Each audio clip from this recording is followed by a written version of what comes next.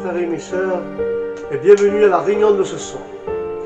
Et aujourd'hui, avec la grâce de Dieu, nous allons parler de la puissance de Dieu qui n'est pas limitée. Alléluia. Et là, nous voyons cette puissance de Dieu dans le livre de Marc, l'évangile de Marc, chapitre 3, du verset 1 à 6. Et là, dans ce chapitre-là, nous allons voir un élément essentiel qui alimente la foi du chrétien. C'est la ferme conviction que la puissance de Dieu n'est pas limitée. De temps, elle n'a pas de limite de temps. La puissance de Dieu n'a pas de limite de temps ni de lieu. Lorsque nous comprenons la grandeur de ce principe, nous avançons vers un nouveau niveau dans notre condition chrétienne. Alléluia. Et nous reconnaissons nos besoins et que le seul, l'unique, notre Seigneur peut nous aider à les surmonter. Alléluia. Et c'est lui qui fait des miracles. C'est Dieu qui fait des miracles, non l'homme. Il est temps de nous préparer et d'expérimenter un merveilleux mouvement, frères et sœurs de Dieu, dans notre existence. Il est nécessaire que nous préparions à celui qui tout peut, car la puissance de Dieu n'a aucune limite de temps ni de lieu. Alléluia. Et nous voyons, frères et sœurs, que la puissance de Dieu agit en ceux qui ont besoin. Car l'homme dans la synagogue aspirait à un miracle, mais ne s'attendait pas à ce qui se produise ce jour-là.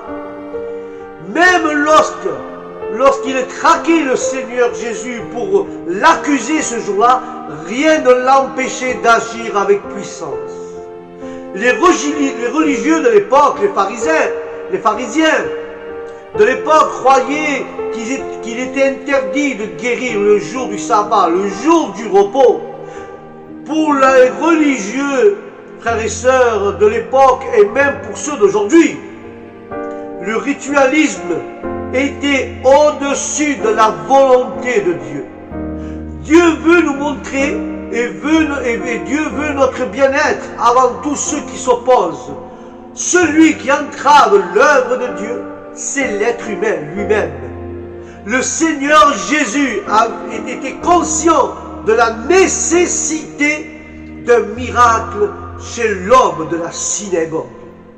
Alléluia. Dieu avait conscience de la nécessité. Mais Dieu connaît, frères et sœurs, nos besoins. Car Dieu veut nous aider dans le besoin. Car la volonté de Dieu est qu'il est en nous. Mais la guérison du salut, c'est la volonté de Dieu. Et Dieu veut faire ça en nous. Nous donner la guérison de ce salut. Dieu est glorifié parce que nous vivons pour lui et non parce qu'il y a en nous de la religiosité et non de l'engagement. Car Dieu est glorifié lorsque nous comprenons, frères et sœurs, qu'il veut le meilleur pour nous. Car la puissance de Dieu détruit toutes les forteresses de l'incrédulité. Alléluia. Car l'incrédulité devient une barrière à l'œuvre de Dieu, frères et sœurs. Mettez-vous vous-même des obstacles sur le chemin de Dieu. Lorsqu'aujourd'hui, il est temps que Dieu fasse un miracle dans nos vies au nom de Jésus. Car l'homme et la femme de foi ne peut pas s'attendre à ce qu'un monde domine, qu'il soit dominé le monde par l'incrédulité et les accepter. En tant que croyants, frères et sœurs, nous devons persévérer dans la foi et pleurer dans la foi, frères et sœurs. Alléluia. Nous devons persévérer, car Dieu œuvre parmi ceux qui croient. Et je vais conclure avec cela dans ce passage biblique, frères et sœurs. Pourquoi voyons-nous tant de miracles parmi nous? Il y a au moins 2 facteurs décisifs, frères et sœurs, pour recevoir ton miracle aujourd'hui. Le premier facteur est l'incrédulité et le second est la religiosité. La religion qui nous amène à avoir un Dieu selon nos propres limites. Même petit qu'il soit comme problème, Dieu va agir. Et là, ces 2 éléments que je viens de mentionner, l'incrédulité et la religion, c'est des religieux, ce sont des éléments qui s'adressent et qui se dressent comme des obstacles dans l'œuvre de notre Seigneur Jésus-Christ. Et parmi nous, frères et sœurs, désolé de vous dire ceci, parmi nous, il y en a comme ça, qui se sont créés des obstacles avec leur religion, avec leur incrédulité. Mais il est important que nous revoyons notre vie, frères et sœurs. Croyons-nous à la puissance illimitée de Dieu? Est-ce que vous croyez à la puissance illimitée de Dieu, frères et sœurs?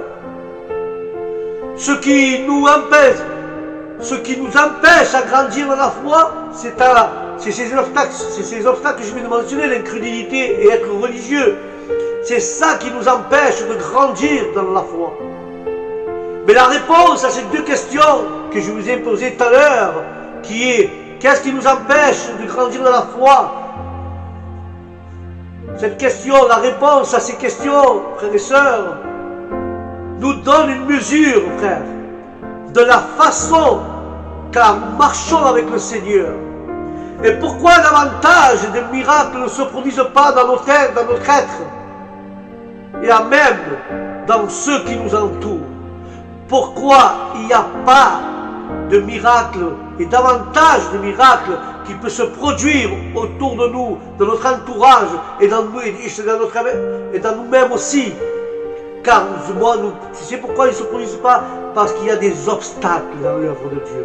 Il y a des éléments, être religieux. Dieu ne te demande pas être religieux, de être chrétien, être fils de Dieu. Mais quand notre cœur est religieux, quand notre cœur il y a de l'incrédulité, donc il ne peut pas produire dans notre être et dans les gens qui nous entourent des miracles. Mais Dieu dit de marcher dans la croyance de Jésus et mettre la foi et la confiance en Dieu pour que les miracles et ton miracle se produisent aujourd'hui au nom de l'Éternel. Amen et Amen. Voilà mon frère et ma sœur, le thème d'aujourd'hui, c'est que nous n'avons pas un Dieu illimité. Nous avons un Dieu illimité et pas limité.